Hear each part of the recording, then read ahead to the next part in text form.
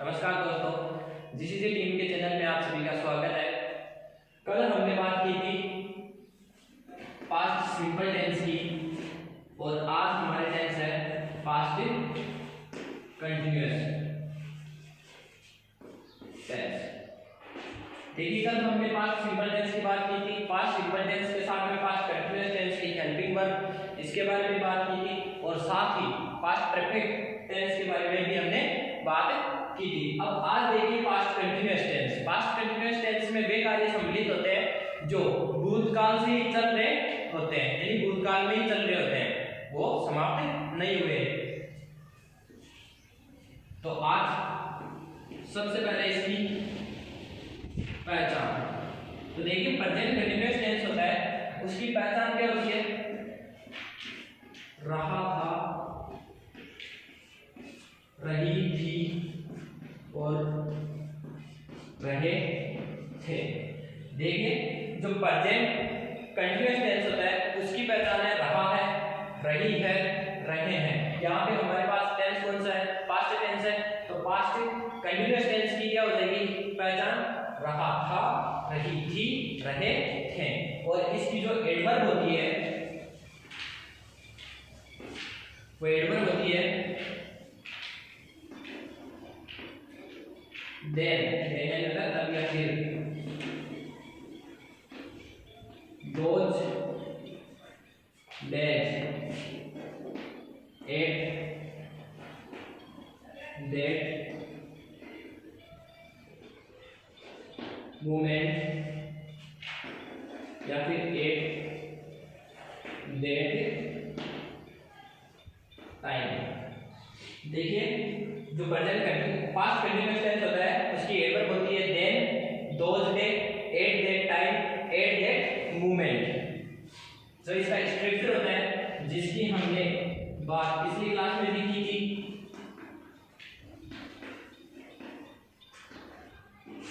Structure क्या होता है? सबसे पहले लिखते हैं सब्जेक्ट, हेल्पिंग वर्ब होती है वो होती है वाज और वर, वाज और वर। साथ में मेन वर्ब की फर्स्ट फॉर्म या फिर हम बोल सकते हैं फोर्थ फॉर्म। फर्स्ट फॉर्म के साथ में आईएनजी और प्लस में ऑब्जेक्ट। स्ट्रक्चर होता है सबसे पहले लिखना है सब्जेक्ट, सब्जेक्ट के बाद में वाज या वर प्लस मेन वर्ब की first form plus ING plus object. अब देखिए, कुछ इसके हिंदी के सेंटेंस देखते हैं कि हिंदी में कुछ सेंटेंस को इंग्लिश में ट्रांसलेट करना हो तो इसमें कैसे ट्रांसलेट करते हैं।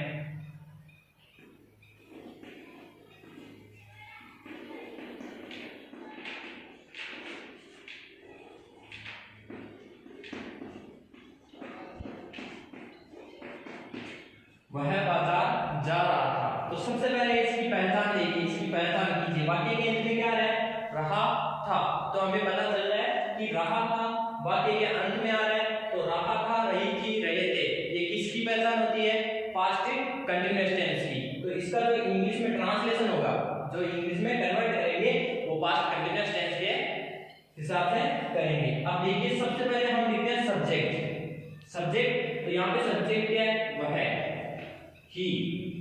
सब्जेक्ट के बाद में लिखना वाज और वर। और कल हमने बात की थी वाज का प्रयोग सिंगुलर के साथ, वर का प्रयोग प्लूरल के साथ।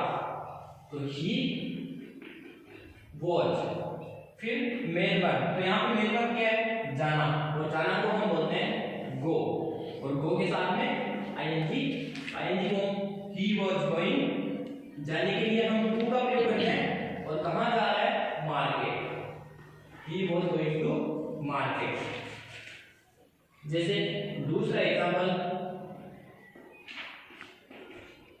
इन दिनों मैं ड्राइविंग सीख रहा था। इन दिनों मैं ड्राइविंग सीख रहा था। तो इन दिनों को हम क्या बोलते हैं? Those day, those days. सबसे पहले हमने दोज डेज लिख दिया, फिर उसके बाद में हमें लिखना सब्जेक्ट। तो सब्जेक्ट क्या है यहाँ पे? मैं, और मैं को इंग्लिश में हम बोलते हैं आई।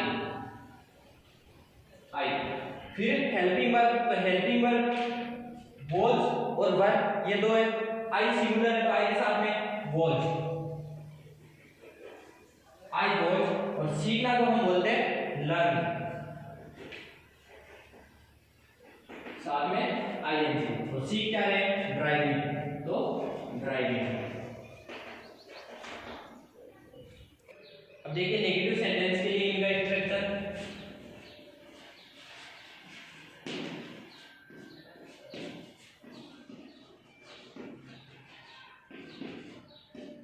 नेगेटिव सेंटेंस के लिए क्या होता है, सब्जेक्ट प्लस वॉज या वर्ब, साथ में नोट प्लस मेन वर्ब की first form plus ING plus object या फिर अदर। नेगेटिव सेंटेंस होता है नकारात्मक वाक्य, उन वाक्यों के लिए जो स्ट्रक्चर होता है इसका, पहले लिखते हैं सब्जेक्ट वाज वर और उसके बाद में note, was were plus note, या तो वाज नोट या फिर वर नोट का प्रयोग होगा। वाज नोट का प्रयोग एक वचन, वर नोट का प्रयोग बहुवचन के साथ, मेन वर्ब की first form plus ING plus object. अब देखते हैं इस टेंस के प्रयोग।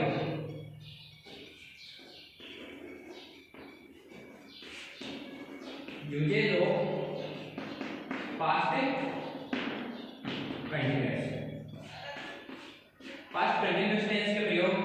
देखो कल हमने पिछली क्लास में बात की थी कि यदि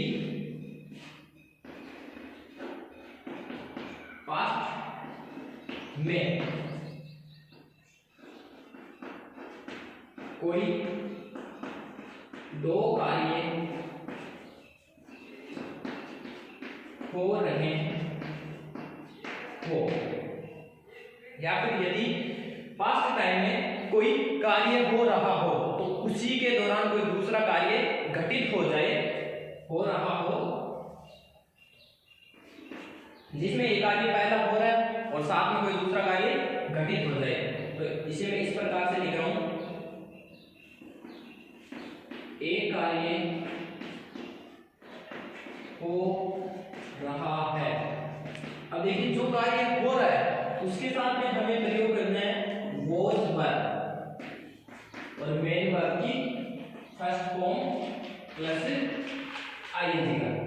सीधा सीधा हम बोल सकते हैं पास्ट टाइम में जो कार्य हो रहा है उसके साथ हमें प्रयोग करना है पास्ट कंटीन्यूअस टेंस का, या फिर was verb plus main verb की फर्स्ट फॉर्म प्लस आईएनजी का। और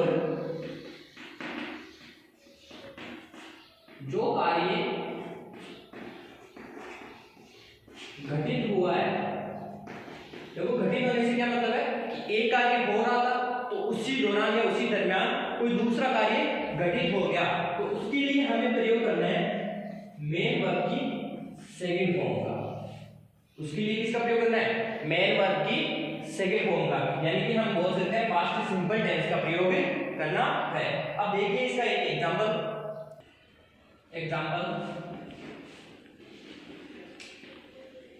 when I was sleeping I saw a dream।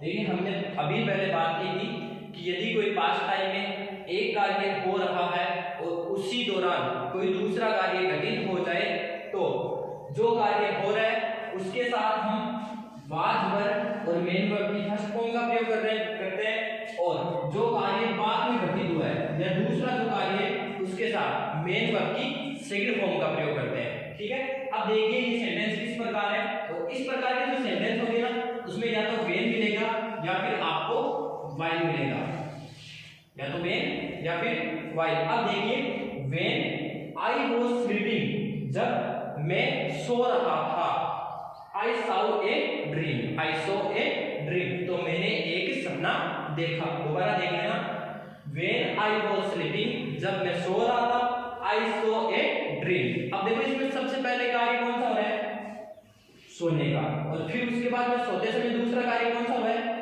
सपना देखने का। तो पहले वो क्या किया है, सोया है, यानी कि पहले वो जो कार्य पहले हो रहा है उसके साथ में किसका was verb plus main verb की फर्स्ट फॉर्म, तो यहाँ पे वॉज स्लीपिंग हो गया। और दूसरा कार्य क्या हुआ, ये कार्य हो रहा था सोने का और उसके साथ में उसी के दौरान क्या कार्य हुआ है, उसे एक सपना आया, तो जो दूसरा कार्य हुआ है उसके साथ में मेन वर्ब की सेकंड फॉर्म का प्रयोग। इसके हम एग्जांपल्स और ये रूल हम पिछली क्लास में पढ़ चुके हैं, तो आप वहां से और अधिक गहराई से देख सकते हो। देखिए अब इसका दूसरा प्रयोग है, यदि कोई वाक्य वाइल से जुड़ा हुआ हो तो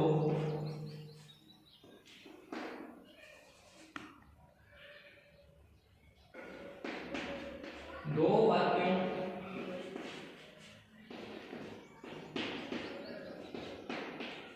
में से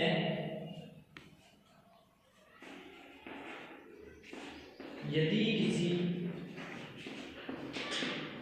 एक वाक्य में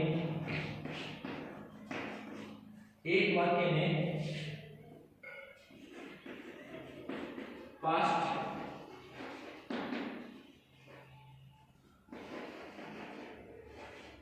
कंटिन्यूअस टेंस हो तो दूसरे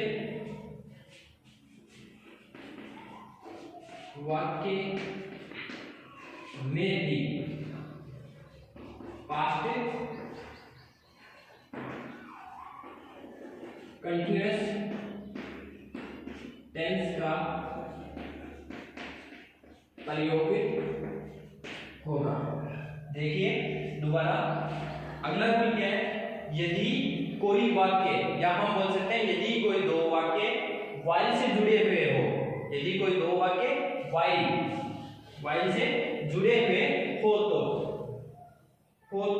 दो वाक्यों में से यदि किसी एक वाक्य में दो वाक्य होंगे, दो वाक्यों में से यदि किसी एक वाक्य में पास्ट कंटिन्यूअस टेंस का प्रयोग हो, यानी वॉज वर्ब मेन वर्ब की फर्स्ट फॉर्म का प्रयोग हो, तो जो दूसरा वाक्य होगा उसमें भी किसका प्रयोग होगा, पास्ट कंटिन्यूअस टेंस का प्रयोग होगा। अब हम इसे सरल तरीके से देखते हैं।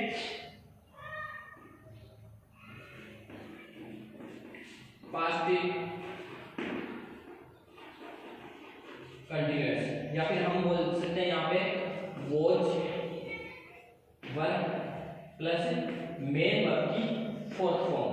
अब देखिए जो मेन वर्ब की फोर्थ फॉर्म होती है ना, वो होती है मेन वर्ब की first form plus ING, plus में यदि इनके बीच में क्या हो, वाइल हो, इनके बीच में होना क्या चाहिए, वाइल हो, तो दूसरे वाक्य में भी क्या होगा, पास्ट कंटिन्यूअस टेंस होगा, या हम बोल सकते हैं वॉज या वर्ब प्लस मेन वर्ब की फोर्थ फॉर्म। दोबारा देखिए, यदि कोई दो सेंटेंस वाइल से जुड़े हुए हो, यदि कोई दो सेंटेंस वाइल से जुड़े हुए हो और एक सेंटेंस में पास्ट कंटिन्यूअस टेंस यानी was verb plus main verb की फोर्थ फॉर्म यानी कि आईएनजी फॉर्म का प्रयोग हो, तो जो दूसरा सेंटेंस होगा, जो दूसरा वाक्य होगा, उसमें भी was verb plus main verb की फोर्थ फॉर्म का प्रयोग होगा। देखिए अब इसके एग्जांपल, हमारा एग्जांपल है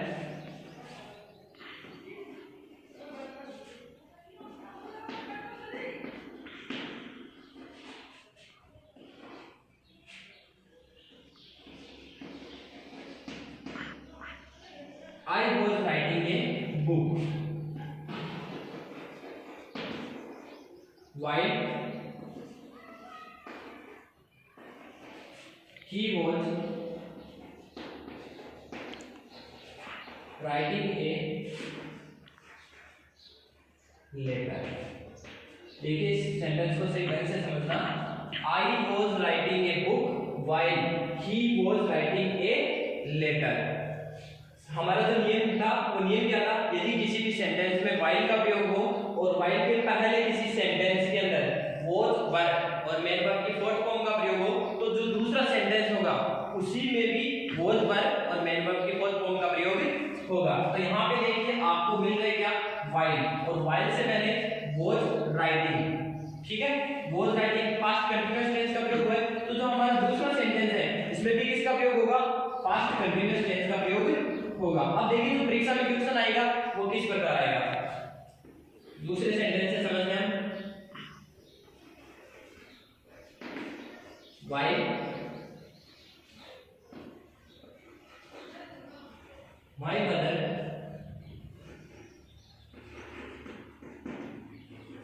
कुकिंग फूड,